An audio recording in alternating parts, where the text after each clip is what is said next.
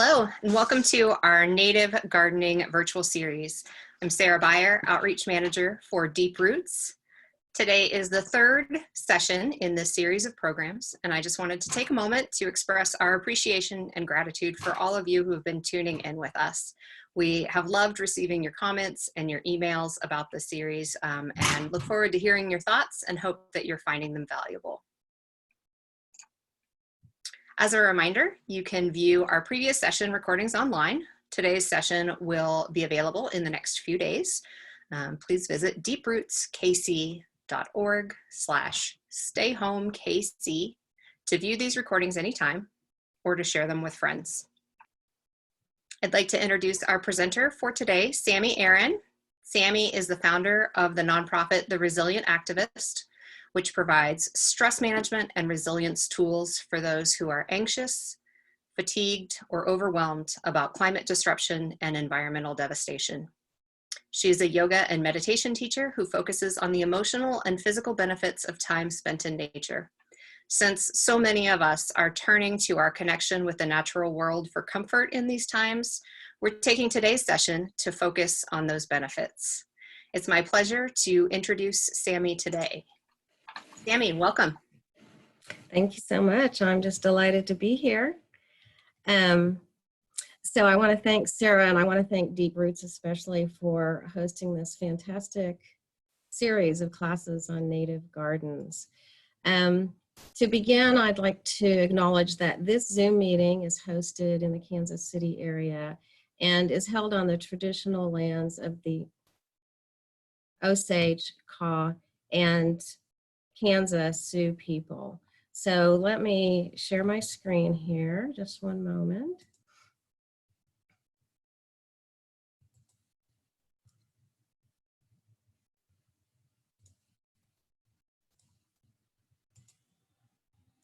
Okay.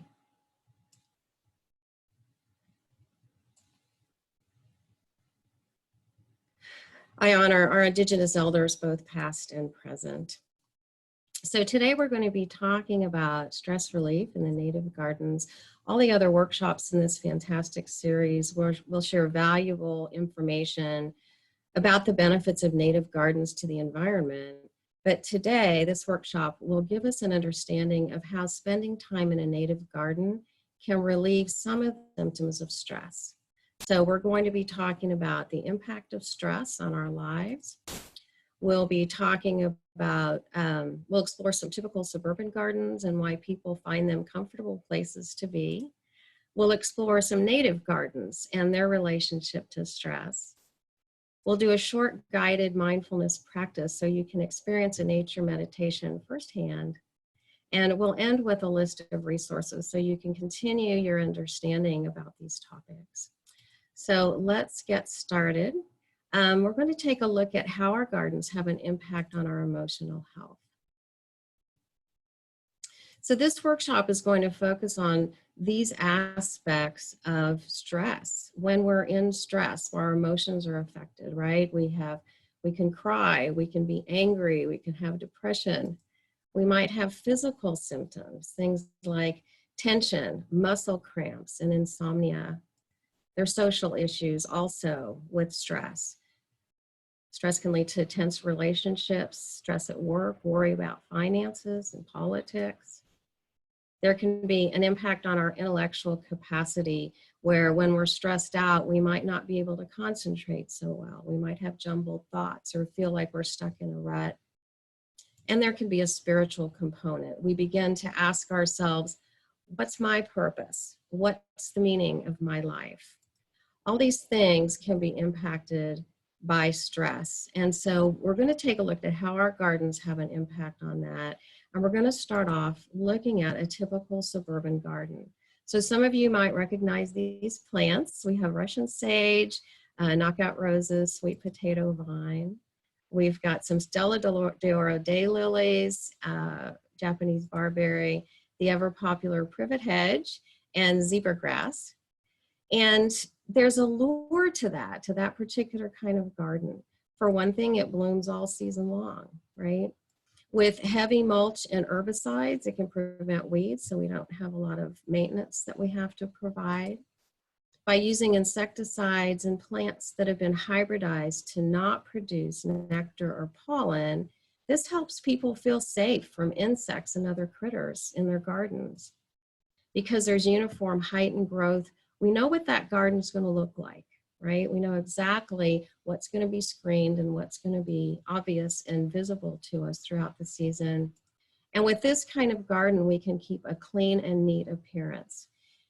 To me, it's kind of like McDonald's. You always know what you're going to get. And at some point with a garden like this, we begin to ignore them. There's no actual inspiration or creativity in a garden that's the same through the entire growing season. So let's compare this a little bit to native gardens and this sweet blue-eyed grass. We're going to look today at some rain gardens. Those of you who are not familiar with a rain garden, this little black pipe over at the bottom right side is connected to some downspouts from the house. And the water drains straight into this garden. There's different levels in the garden that will retain a different amount of water. Some are drier, some will hold the water a little longer. By mindfully selecting and placing the plants in here according to this ground, which naturally holds water anyway, and with the water potential, it's an opportunity to place plants that will thrive, whether it's a rainy April or the deepest drought through the month of August. This is an early spring rain garden. You can notice the blue flag and the copper iris blooming. You notice when it rains, there's actually water in it. You might hear the call of bullfrogs and see some extra dragonflies in your yard. There is a sense of renewal and new life in this early garden. This is a summer rain garden. You can see the water standing there. The water only stays for a day or so. The native bees love the coreopsis. Bumblebees, interestingly, crawl into the blossoms of this penstemon plant for protection in a heavy wind or a rainstorm. This kind of garden is an opportunity to witness the relationship between plants and wildlife in the summer season. This is Ohio spiderwort, another native garden plant. It's an opportunity for us to witness unusual patterns. This plant, for example, each of these blossoms only lasts one day, and they bloom only in the morning. As soon as the sun gets high enough and hits them, those blooms die. But on a cloudy day, the blooms might stay open all day. So what's interesting about this rain garden, distinct from the suburban garden images that you saw earlier, is that this is all one garden. This is the same garden throughout the entire season. It gives us an opportunity to understand and adapt what we grow to our unique ecosystems. This garden changes with the weather. This garden changes. Some plants bloom at different times of the day. Some plants and insects won't emerge from the ground until the soil stays at 50 degrees or above for a number of days. So it pertains to our area, our land. The moisture this year is going to be different than the moisture next year. And so this year, some plants will be more prolific, and next year, other plants might be more prolific. So comparing the benefits of a native garden to those of a suburban garden, it's very similar. They both have continuous blooms, but in a native garden, it's a variety of blooms and blossoms and plants. And they match the season, and they keep our interest alive as the garden evolves. Instead of using heavy mulch and herbicides to prevent weeds, there are a plethora of native ground covers, grasses, and sedges that will outcompete a lot of the weeds. And it feels like there's a lush living habitat at the soil level instead of that clean, empty expanse of wood mulch.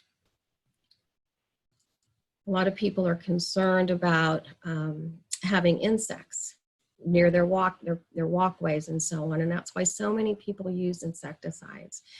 But in your native gardens, you can create safety zones so that there are areas that are critter-free by your walkways while still providing habitat in other areas away from your walkways that can support wildlife.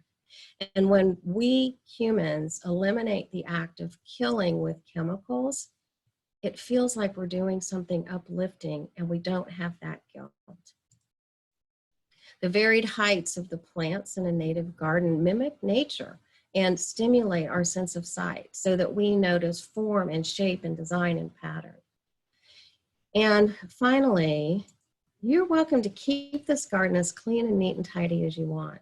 But with these modifications, there is this sense that you know you're providing benefit for more than just humans, and it's a truly uplifting feeling.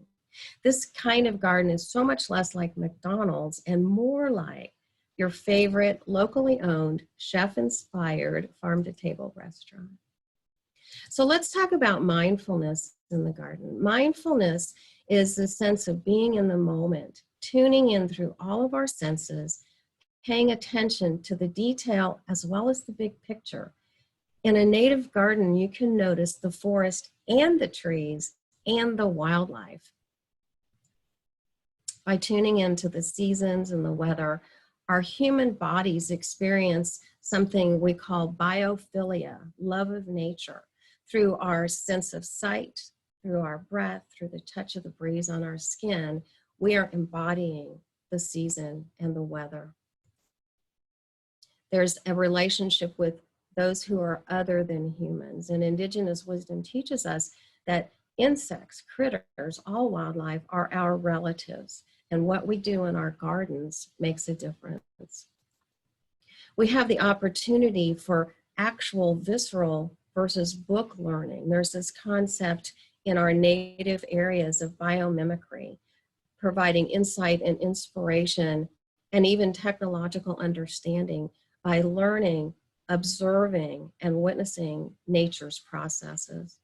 And finally, we achieve this sense of groundedness when we step into a place that we are embodying through all of our senses in ways that are uplifting and inspiring. Our breath deepens, our body relaxes, and we have this sense of being at home.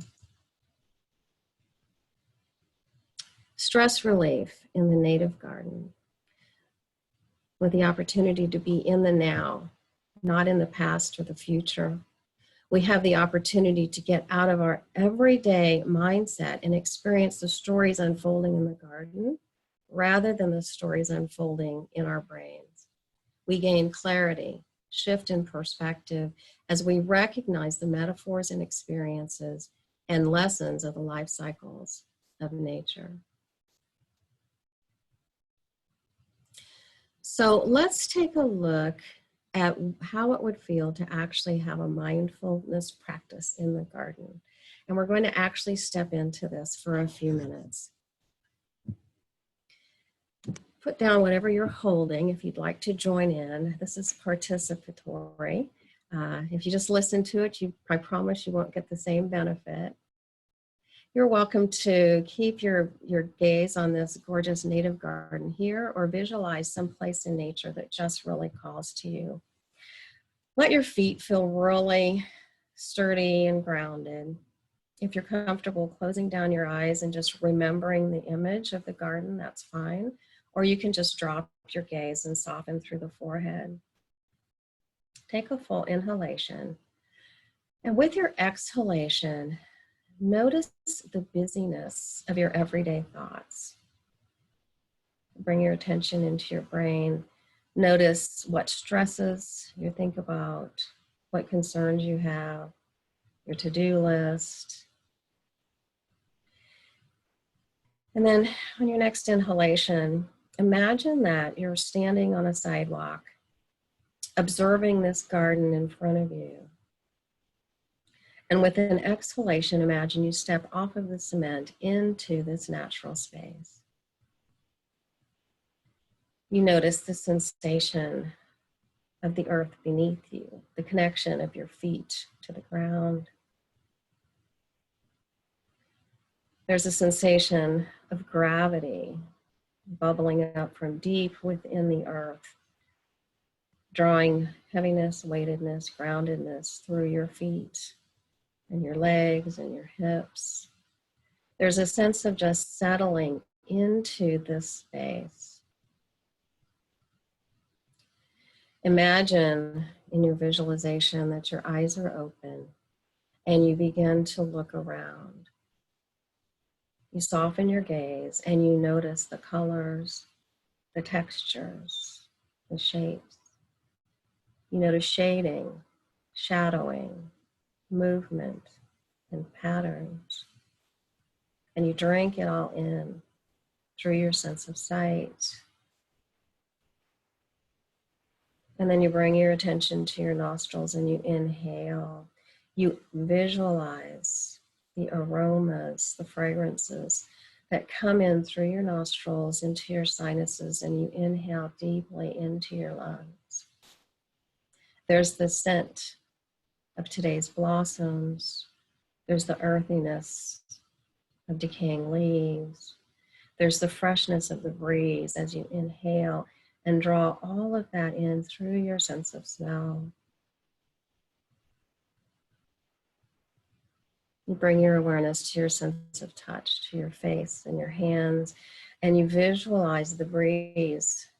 You let your skin soften to notice the sensation of the breeze against your eyes, against your cheeks. You may notice the warmth of the sun, the temperature, the humidity against your skin, as if your entire body could just release and relax and open to receive this place.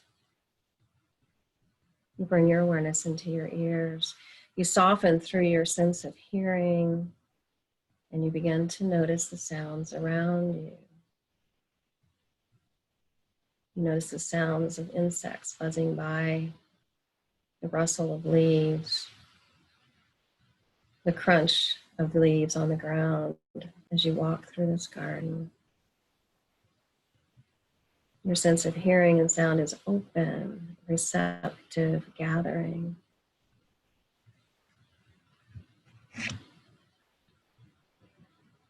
And bring your awareness into your heart and simply notice how it feels through all of your senses, drinking in this place with a full inhalation and a deep exhalation. And for just a moment, let your thoughts settle again on your brain, on the thoughts you had just a few moments ago when you stepped into this place of nature.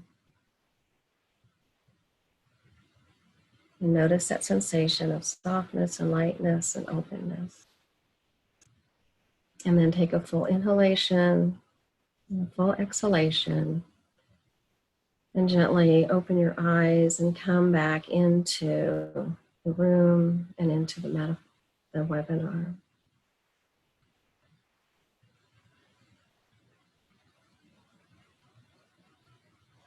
This sensation of connection and softness, it's really simple. You can do this on your own. 3 steps, okay? Step number 1, ground.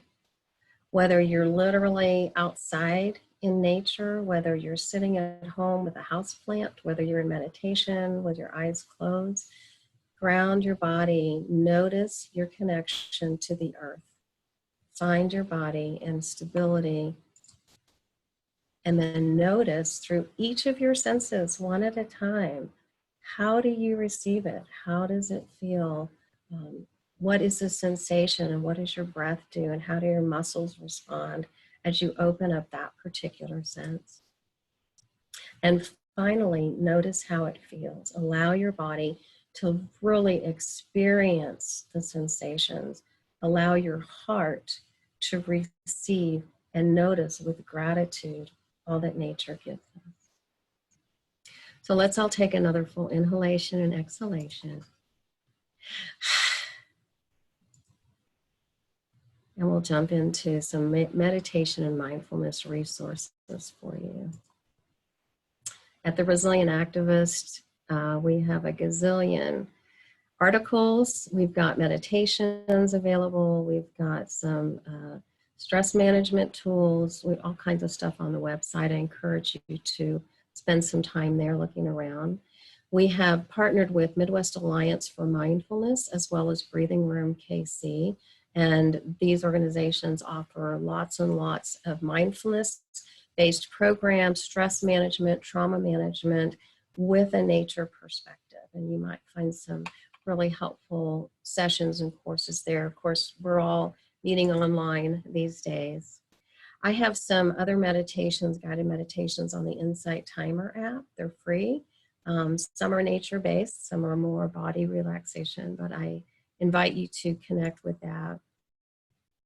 And then if you visit the Resilient Activist and go to our events page, we have all kinds of events coming up, including the Earth Week events with the Climate Council at Greater Kansas City. That's going to start April 18th and go through the 26th. I want to point out that I am offering nightly meditations every night from 7 to 8 p.m. on Zoom. You can register through our website. It's free and it's similar to what we did with more instruction on how to do meditation and start your own practice. And next Monday night is Yoga Nidra for Earth Day. Yoga Nidra is deep, deep guided relaxation, and it will be focused on a deep connection to Earth. So there you have it. Stress relief in the native gardens. We're up for Q&A. Sarah, however you want to do that, if you want to read me if there's questions that have come in or comments, I'm happy to hear it. Sure. Thanks, Sami. We have a question from April who would like to know, would you back up to the slide on the steps for mindfulness and review those?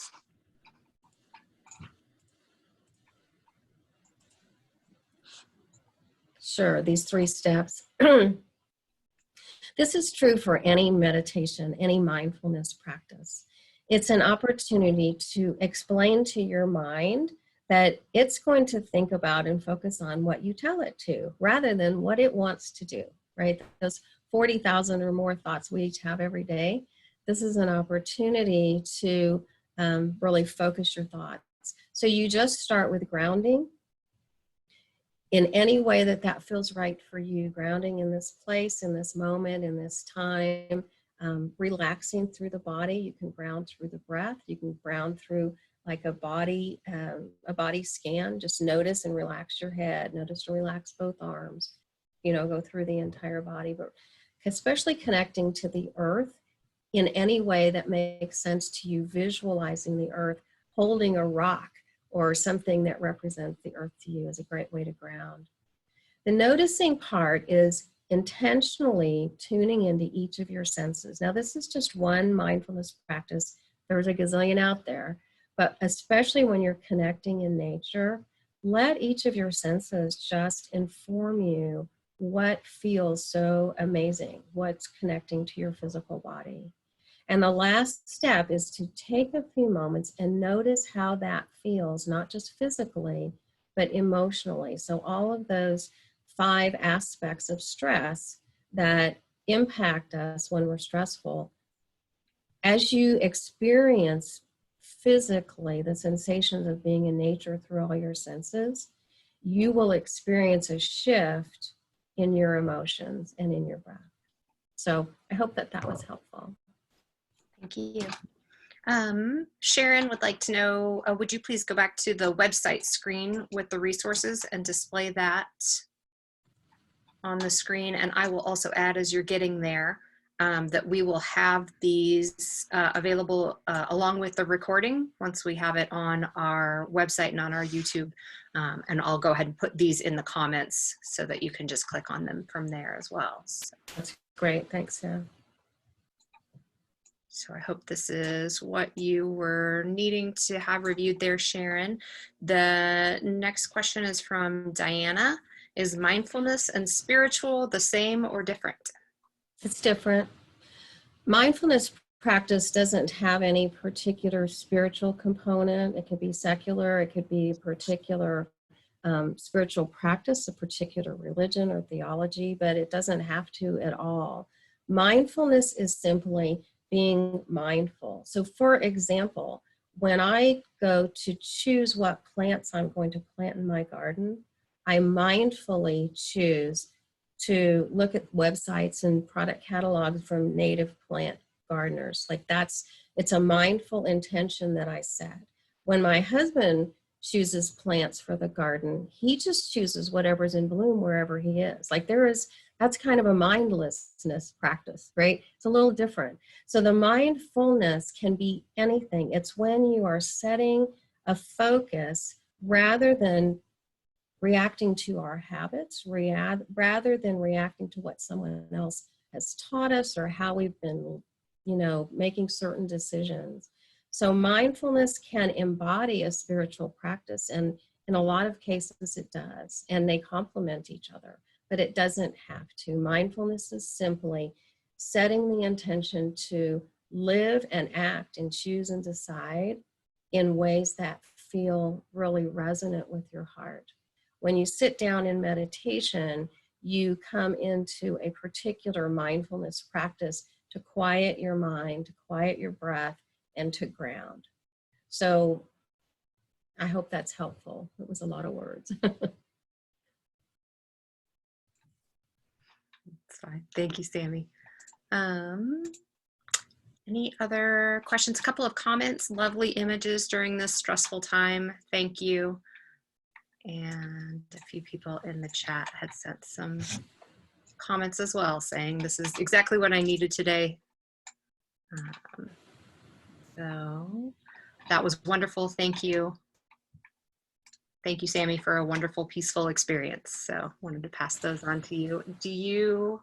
Does anyone else have any other questions we can put up? Or Sami, did you have anything else you'd like to add before we close? I have one other thing that I'd like to add. So my guess is everybody on this call can identify that particular butterfly, right? And maybe the plant that it's on. So we have a monarch and we have a milkweed.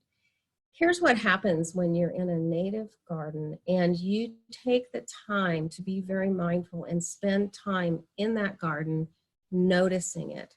And for me, that's a big part of my mindfulness practice. When I really need to clear my mind, I go out in the garden and I notice. There is a symbiosis, a time frame between the monarch butterfly and the milkweed plant. So if we were to go out in our gardens today and look for our milkweed plants, we're probably not going to find them. Or if we do, they're about that tall, right? They're just starting to emerge. And the reason for that is there's a relationship between the migratory pattern of the monarch and the emergence of the milkweed in our area. So it's like this understanding of so much more than we always understand about the relationship between plants and animals. And when the timing is off, if the monarchs, if it begins to warm up down in Mexico and they're overwintering home too soon, or the temperature is off and they begin to migrate north before our plants have emerged here in Kansas City, when they arrive here, there's no place for them to lay their eggs. So this understanding that this happened about 3 years ago in the Kansas City area, I had milkweed plants about this tall and one had 20 eggs on it. And there's no way that that plant would even support one egg, one caterpillar. So to get this sense of our connection to everything, including migratory patterns and temperature and its effect on what plants come up when and how that impacts what insect, it's like it broadens our awareness and connection to whatever happens in this glorious planet. And by being in that environment, intentionally setting time there and noticing and observing, it's like it just broadens how we live our lives and how we live our lives in connection with nature in every minute. So that's it. Thanks so much, Sami. Thanks, everyone. And I'm going to bring up our final screen here. I have just a couple of quick notes as we move out of our session today. If you have any additional questions or would like to get in touch with us about the series, my contact information is on the screen there. I'd like to thank everyone at home for joining us. And we know that many of you are looking to purchase plants and do some gardening during the stay-home orders. It's a great way to keep your stress down and have a positive impact on the world. So we have gathered information from our partners on our website. You can find that to help you find some safe options for purchasing plants during this time.